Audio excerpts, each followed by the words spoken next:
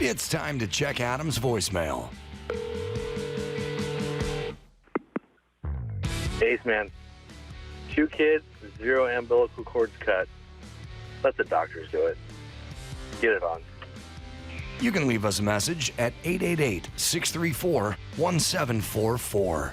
Yeah. Another thing, chicks trying to make you uncomfortable. My kids were born. You got to cut the umbilical cord. I don't want to. You got to do it. It's like, it's chicks. Just you've got. It's like I don't want to beat off. I don't want to cut the umbilical cord. It's like I don't want to do all this shit. And it's like it's important. I don't know why, but maybe. Yeah.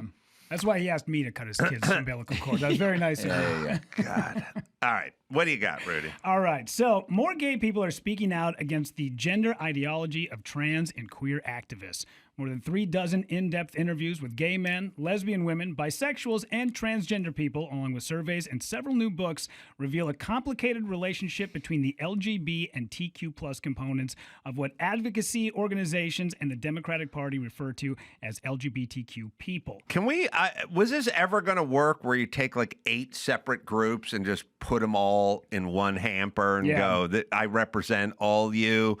Because it always seemed weird that, well, this group's gay and this group's lesbian and this group is trans and this group is bi-curious or something. But why would they all be together? And why, like if I just went, look, I represent football. All right. So what I do is I take the Raiders fans and the Seahawks fans and the Rams fans and the Cardinals fans. I just put them together.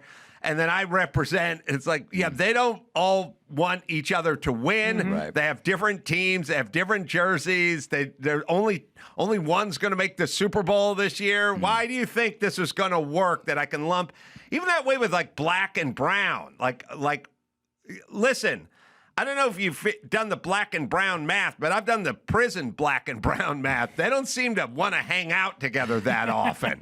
So, I mean, you'd probably be better off lumping white people and brown people together than black and brown. They pretty much stab each other in prison.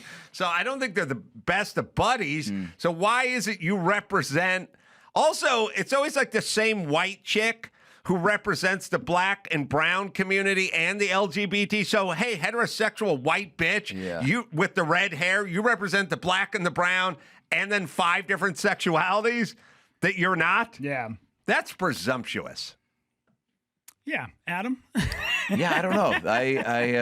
What this happened yesterday? What this news dropped when? Is this? So this was a big pressing issue. Yeah, they have the Wall Street Journal put this out because there's a new book that's going to be coming out along with it. One of the things that I find very interesting is, especially coming from Minnesota, where I live with a lot of feminists, is how many feminists are very anti dudes turning into women. And I'm like, you should be. If you're a feminist, this is what you should be rallying against. You should be rallying against dudes taking over what used to be your domain. Right. Yeah. And Minnesota's so weird and woke. It's very woke. I say that all the time, but it's weird. I don't know how that works. Pockets of it, yeah. You've got, like every place. Every place. Yeah, it's basically within the city. 494, 694, you're inside that loop. It is wildly different than if you go to Brainerd, Minnesota. The mindset is completely different. Yeah, I know. It's just such a random place to get so woke sort of all of a sudden. Yeah. It rallies against everything that people that aren't inside of the city are. They just want to go completely opposite. Oh, so there's rebelling. It's rebelling, absolutely, yeah. I guess most of it is just rebelling, I would assume. Yeah, it's whatever would piss off their dad the most. Are there parts of Mall of America that you would consider like liberal, conservative? Like, are there parts of the mall where you're like, well, it's like the isn't there's a wave pool, right? So the west side of the mall, which is the side where the light rail comes in, where there's public transportation. Yeah, that side still has the carpeting from when they opened that place in 1994. The east side of the mall, where all the high-end shops are, brand new tile, everything. Wow. Yeah. So if you ever take a walk through there again, take a look, and you'll see that there is definitely a separation. They keep most of the low-end stores on the west side of the mall, and the east side is like, that's Beverly Hills. Yeah. Like, I would wonder, like, if, Biden and Trump walk in, like, where are they going first, Probably to the can, I imagine, first. Is there a Biden's going first. Is there a Bass Pro Shop? Because that's Trump territory. I think there's an Eddie Bauer that's there. That's probably the closest thing to a Bass Pro Shop. Eddie Bauer. I once come to run my pee in a Bass Pro Shop. Come to run my pee. They didn't ask me to. I just did it. It was a fan. It was a Hunter Biden fan convention. The come around your pee is like a police escort out of a stadium, where they like hold up all the traffic and a guy in a motorcycle cop like just waving you ahead. Yeah, come on, come. Yeah. Here we go. We've closed off the interstate. Hold on, pee. Now, this was a woman who asked you that, right? To take a pee before you came? Yeah, because any guy would know, hey, man, if you come and then you pee, you're going to constantly feel like you have pee inside of your penis for the next 2 hours. Yes, thank you. Yeah. Thank you. Yeah. As it's been said many times. Yeah, it's my high school yearbook quote. Yeah. Adam, obviously your wildest dreams came true. Zohran Mamdani stuns New York City as voters hand power to the Democrats' left-wing flank. Yeah, he's. It'll be an interesting experiment over there. But we have. We have a clip. There's two clips. There's a couple clips. But first, he does his thing where he yells out all the different races. I speak of Yemeni bodega owners and Mexican abuelas, Senegalese taxi drivers and Uzbek nurses, Trinidadian line cooks and Ethiopian aunties. Yes, aunties. And other shit white people don't want to do. Yeah. Like, it's such a, I don't know if they really notice this, but you got to throw a couple engineers in there and scientists and lawyers and doctors. You can't just go, who's going to clean your toilets? Who's going to pull the dingleberries out of your grandpa's ass? Huh? Who? Who's in charge of grandpa's dingleberries? Who's going to clean up the dog shit from your front lawn? Huh? Who's going to do? Who's going to scrape the weatherproofing out from underneath your car when it needs to be redone? Huh? Who's going to go into the grave and exhume the cadavers so we can do testing on them? Who? Who's going to clean that? And the whole time they're playing that song underneath the Modelo commercial. Yeah. Dun, dun, Who's going to catheterize your Nana? Who's going to clean her bedpan? Who's going to mop the floor? Who's going to be in charge of cleaning the parking lot out front of the hospital? Like, make one of them a lawyer, would you? Do you think there's more pressure to give the post victory speech than there is with all the campaigning prior? Like that's because that's so much more celebrated. Yeah. Because everyone's like, watch, like just him doing all that, like is probably, more scrutinized than anything he said prior to that. I don't know. I don't like breaking everyone into groups. It's a weird thing because what you do is you go, I'm going to. It's a strange thing. So back to my football analogy. You go, this for the Seahawks fans. And this for the Green Bay Packers fans. I'm pointing at you, and then I'm Dawson. It's for the Chargers fans, and then Philadelphia Eagle. And then there's me, and I work for all fans. Yeah. And it's like, okay, why do you have to break everyone off into groups and then announce you work for all football fans? How about you just announce I'll work for all football fans? Sure. Because once you start breaking off people into groups, no, they don't really get along. They don't want the other group to excel. As a Seahawks fan, I'm a Rams fan. You don't want the Rams to excel. You don't. You want the Seahawks to excel. So stop breaking everyone off into fucking groups.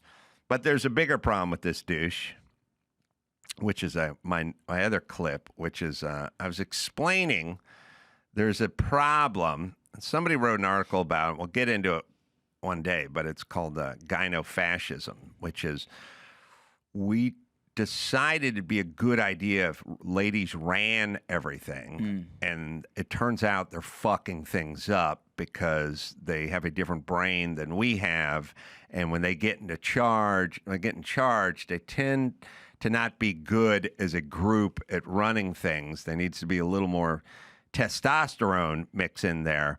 But the dudes who are progressive dudes surround themselves with women. So all the deep leg crossers, which are the progressive dudes, surround themselves with women. And so what you end up with is like Los Angeles it's run by chicks, and that's why it's running in the fucking ground. And it's not that chicks are bad; it's that they think differently than dudes, and we need a balance. Just like your home needs a balance. Sure. It needs the dude doing what the dude does, and the chick does it, and then you have a balance, and then it works. But the progressive dudes go all chicks because they're progressive, and then they end up fucking up the city. So we get a dude who is basically a chick, and he announced his cabinet. And I want you to listen to the names of the 5 people he named for his cabinet. By the way, he stands on the podium surrounded by 4 women. But here we go. Come to expect from government. Our team will be directed by Ilana Leopold, whose roots in this city extend back to her grandmother running the trams on Roosevelt Island. She has extensive experience in city government and has been a key part of our campaign to become the next mayor of this city. And it will be led by our formidable co-chairs, former Federal Trade Commissioner Chair Lena Khan, 2 chicks. former First Deputy Mayor Maria Torres Springer, 3 chicks. United Way President and CEO Grace Bonilla, 4 and chicks. former Deputy Mayor for Health and Human Services Melanie Hartzog. 5 chicks. Over the coming days, we'll And that's start it. announcing. That's all he's got. And then their periods sync up, and then we're fucked. Listen. I mean, how much of it is him being progressive, and how much? It's him being progressive. So there's no actual, like, these are talented, like they've been doing it for a while, like these are who he truly is. Like, these are probably the right picks for me. Or Look, it's like, okay, first off, he's on stage with 5 chicks. Now, I'm sure they have history and they have skill sets and they have experience. It's true. but he probably also knows some dudes. But also, here's the other thing. He's not bothered by this. Right. Like if I just said, look, I'm going to go up there with 5 swinging cocks, someone would tap me on the shoulder and go, you got to put a chick up there. Yeah. And then I'd go, huh? Well, but I got 5 dudes running the city. My deputy mayor's a dude. The head of transportation's a dude. Then someone city controller's a dude. Like, someone would tap me on the shoulder and go, you got to put a chick in there. You got to do this. And I go, why? These guys are better. No, you got to, whatever. So first things first, they don't look at it as anything to have 5 women and all women. They look at it as totally progressive to have it. I'm basically saying this. If you had a legal team, Adam, let's just say Subway picked you up as a spokesperson, and it was going good for a while. You'd lost a couple of pounds, and then issues came up, and there were some legal issues. All right, and you said, I got to get a legal team together, and I said, you'd go, all right, I want the best legal team I can get, and I'd go, yeah, okay, but they all got to be women. Then you'd go, I want the best legal team I can get, and you'd go, yeah, but it's got to be all women. Yeah, you might not end up with the best. Yeah. You probably end up with the best if it was just kind of a couple of dudes, couple of chicks, or whatever it was. Once you announce that, but they also think differently, but they think like him because he's a pussy, and they think like pussies. And then you end up with fairness and equity and a place at the table, and you end up with Dumbo chick think, and that's what he's there to do. So he doesn't want dude think. He doesn't want Pete Hegseth in there. He wants chicks who think like him, and he also is presenting because he's saying, look how progressive I am. I'm going to walk out here with he's basically getting up there and putting 5 chicks behind him. Right. And thinking nobody's going to say anything because it's all women. But I argue that's how we got into this trouble. This gynofascism is a big issue.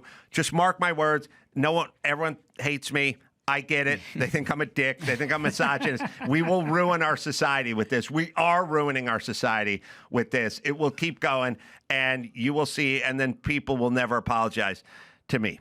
I mean, I am definitely in favor of more balance, just having, more, just having all of the same like-minded way of thinking is probably not the best. Like, having a few dudes in there to also talk to him like a dude, and not that's just how it is in life and society, right? Like, yeah, break it up, but also unless they all communicate like swiftly like that, but it'd be we've entered the Robert Palmer guitar girl addicted to love phase where he stands there with the 5 chicks behind him. Mamdani stands there with the 5 chicks behind. Now, the good news is, well, those chicks pretended to play instruments, and these chicks are going to pretend to run New York, I guess. But it's not going to work.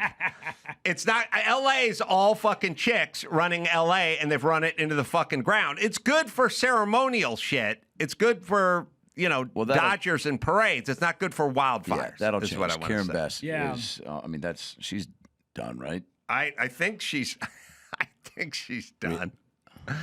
I think she's. Is there a guy? Let me ask you guys hypothetically. The Robert Palmer and his guitar girls, right? Is there a dude? Maybe it's David Lee Roth. I don't know. Maybe it's a producer. Maybe it's an actor. Maybe it's just a coxman. The guy's really done well. Mm-hmm. Is there a guy who says, I got 3 of the guitar girls? Or 2, like multiple. You know what I mean? Same time or different times? Just different, just spread out over the course of the later 80s. Yeah. You know what I mean? Where you go, I got the one guitar girl, I got the one Robert Palmer, bass player. I got her. We were at a party, we were at one of those Hollywood parties. Yeah. It was at Don Johnson's, back, Miami Vice. We were at Johnson's party. Sure. And I got the one. And then 7 months later, I was hanging with Charlie Sheen, and we went to a thing. And anyway, the keyboard chick was there and fucking hooked up. Yeah. Like, is there someone? Everybody fucked that girl that night. Is there someone? Dude, everybody got the keyboard girl, dude. Is there anyone who got more than one guitar girl? I mean, look, they're models. Darius Rucker? Yeah. Well, probably Charlie Sheen, if you think about it. This is Probably was him. I'm thinking about it now. I'm coming on my pee. This is, like I said, the best time ever. It is pre-AIDS, mid-Coke as a society. You found your next special title. Yeah. Pre-AIDS, mid-Coke, party is fucking on. Yeah. First off, AIDS. Coke wasn't even considered bad for you. Wow. It was considered like kind of good for you. Yeah. Like, hey man, need a bump because we're going out tonight. Like we Wow. need to have a fucking. It was the original Red Bull. Yeah, it was Red Bull. It was Red Bull. It's just Wow. the same judgment. Like, yeah, take a bump. We're fucking going out Not too partying much of tonight. that. It'll fuck you up. It was Yeah, like that? original Red Bull. Wow. Coke and vodka. Yeah, I smell and both. it's just shot. And then there are no AIDS. So what are we talking about here? Yeah. So somebody had to get the guitar girls. Yeah. Also, I was thinking, is it that easy for just any gal on the street back during that time in like the mid 80s? Could she just say, you might not recognize me. I was actually one of the gals from the Robert Palmer video, because all them gals were dressed up. They had the hair slicked back. Oh, yeah. They're not wearing the tight black dress anywhere. Couldn't you just go out and say you were in that video and people be like, oh shit. Yeah, you just had to be not fat. Yeah. Tight dress. Okay. There's 2 dudes you're talking to at a party. Sure. Right? And one dude you talk to, turns out, got 2 guitar girls. Okay, not once, not once, spread out over several months. Mm-hmm. But he got 2 guitar girls, right? That's one dude. Rhythm section. Yeah. The other dude got 1 guitar girl, but 1 Bananarama. Oh. Where we at? Dude. What kind of respect level? You know what I mean? Yeah. Because He was that's going- pretty good. But the 2, getting 2 from Robert Palmer's band is, or the 1 Bananarama. There's Yeah. only 3 of them. Yeah, well, you're probably shooting your shot for somebody from the Bangles, but that didn't pan out. So then you went Bananarama. It was a cruel summer. Well, the Bangles had some possible downside because not all the Bangles. I'd love to hear where this is going, because I don't think there's any downside to the Bangles. They weren't all lookers. You see, the guitar Can we girls, pull up the that's Bangles? 5 for 5, and Bananarama's 3 for 3. Okay. What I'm saying is, you could take all the guitar girls and Bananarama and put them into a tumbler, and I'd just go, I don't know, whatever 2 come out. Like I'm playing bingo with my balls, right? Yeah. Like there's no better, no worse. The Bengals had some tougher selections. Is that the poster for the new And Spinal Tap? I'm not talking about homely, but it wasn't all Susanna Hoffs, right? You know what I mean? There were like, some of them were a little less. Wouldn't have been a big deal when you were in high school. You know what I'm saying? Is that Susanna Hoffs now? Wow. Susanna Hoffs is great. Dude. Still beautiful. Beauty. Petite. When was the last time you saw her? She was in here a few years ago, Really? and you would marvel at how well Petite has held up. What's her secret?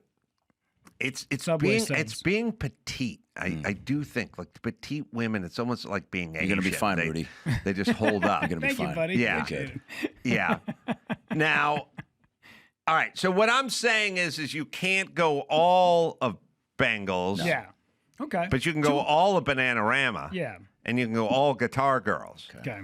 But the question remains, you only got one dude you can hang out with at the party. Is it two Guitar Girls or is it a Bananarama and a Guitar I Girl? think you go with the guy who got the gal from Bananarama and one of the Guitar Girls. Yeah. That guy's got stories. He's a well-versed man. Yeah, there's Okay. the girl with the butterfly tattoo, but there's the guy with the, Kanye hugging a swastika tattoo. Who are you going to talk to? Right. But with the Bananarama. Guitar Girl, you do have the ancillary story of the one finding out about the other at some point and some sparks flying on the yeah. next video The next shoot, Robert right? Palmer video, yeah. Right. Now you They're- got to keep in mind too that when Addicted to Love came out, he had the 4 whatever Guitar Girls, but then when he followed it up with Simply Irresistible, he threw like 30, 40 models in that thing, all doing the same thing. Wow. So if you go with the guy who does the Guitar Girl thing, you can kind of include those, and then you say the guy knows how to play the odds. Well, like I'm going to that be guy. more specific and just go Addicted to Love, Okay. but not the Not Simply Irresistible. not simply Irresistible. Both horrible, shitty songs. Horrible Robert Palmer songs. Rest in peace. But horrible songs. So, yeah, I'm going to keep it to the original 5 Guitar Girls. Speaking of ladies, man, do you know Lou Bega got Me Too'd? What?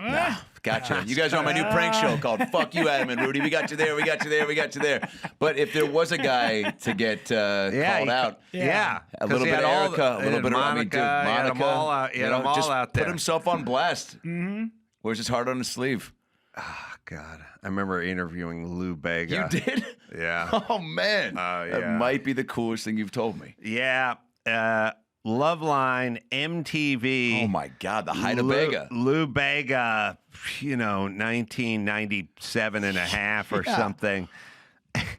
I remember, I was no David Frost. I was like right off the construction site. So I didn't really fine. have my interviewing chops, Yeah. but I would try to.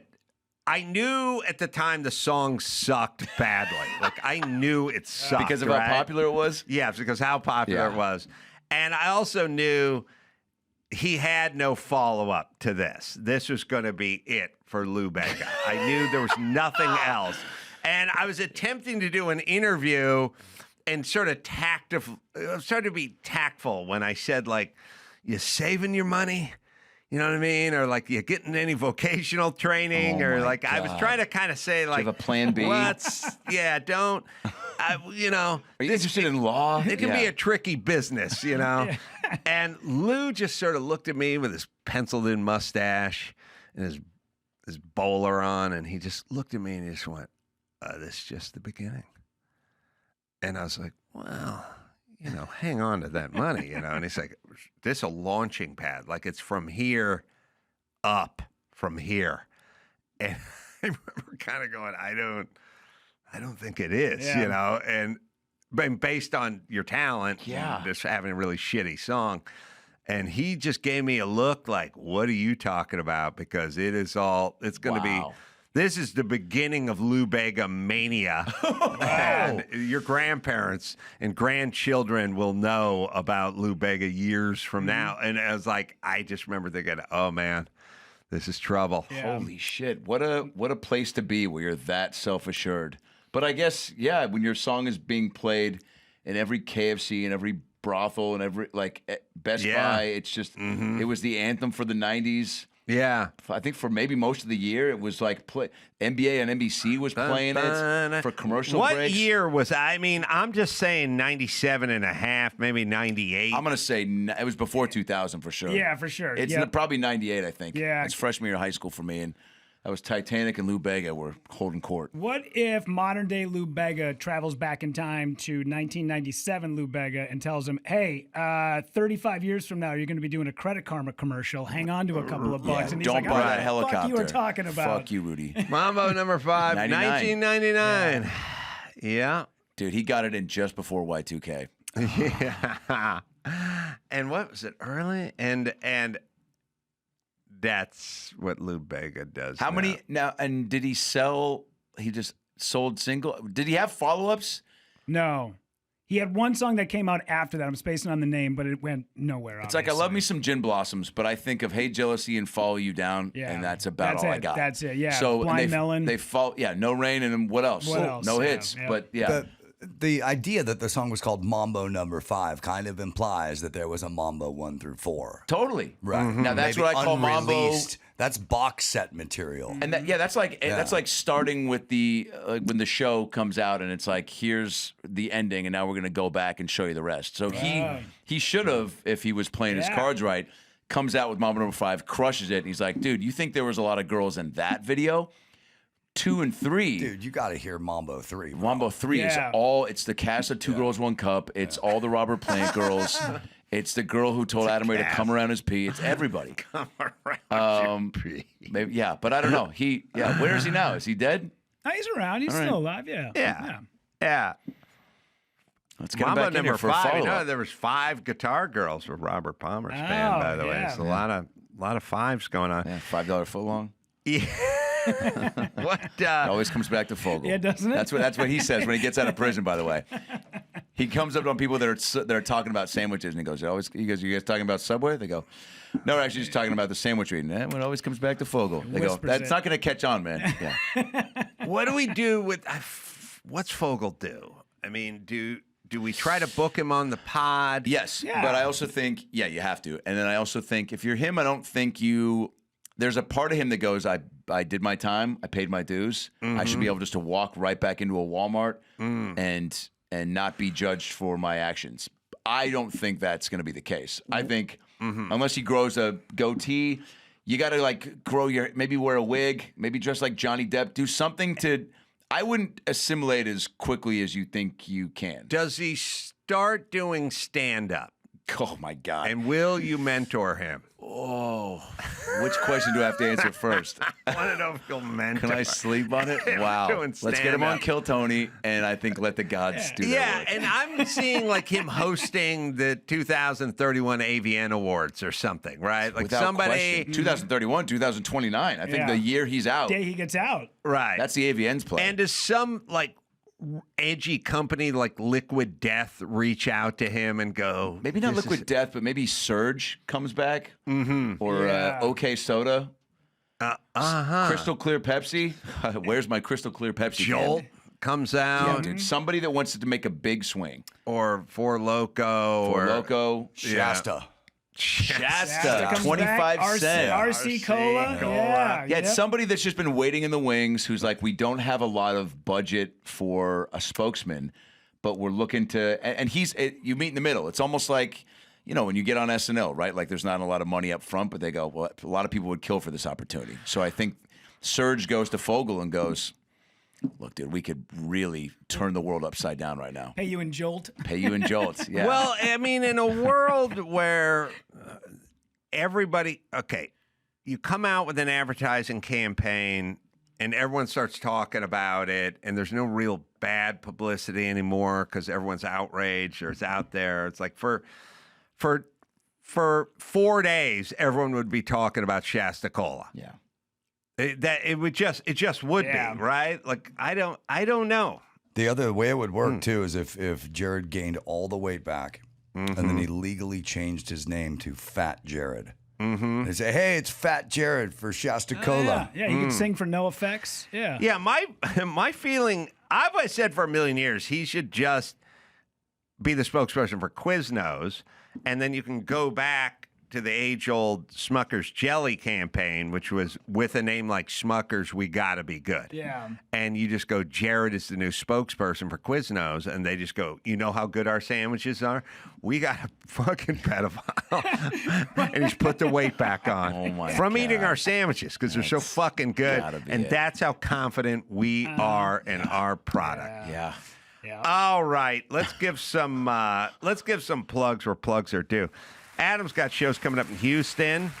That'll be November 14th through the 16th at the Houston Improv. Laugh Out Loud Comedy Club, San Antonio, Texas. After that, that's December 5th and 6th. And then what you can do is you can go to adamraycomedy.com. Yeah, that's right? the my big theater tour starts January through April. The Who Is Me tour, Wilbur, Town Hall in New York, the Moore in Seattle, a bunch of Hard Rocks in Florida, and then I got a new character that I'm doing, Bruce Robbins, this mentalist magician, at the Comedy Store, November 12th, with Brad Williams and Harlan Williams as my my first guest. It's a wild show, a lot of fun. I hired an owl.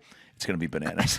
Wow. Rudy, where are your dates? Where can we find your dates? I'm going to be this weekend. I'll be at La Jolla at the Comedy Store with Michael Yo. And then the 21st, 22nd, I'll be at the Blue Note in Honolulu. And then November 28th, find me at Heavy Rotation Brewing in Brooklyn Park, Minnesota. So I'm at the Wilbur tonight, and then Buffalo, New York at Electric City. You can go to mcrow.com for all that. Until next time. One more thing. Last Dr. Phil Live, December 16th, the Will Turn. Last Dr. Phil Live, Hey. December 16th. I mean, we're doing a few in Australia, but this is the last one ever. So, until next time, Adam Crow, Adam Ray, and Rudy Povich saying mahalo.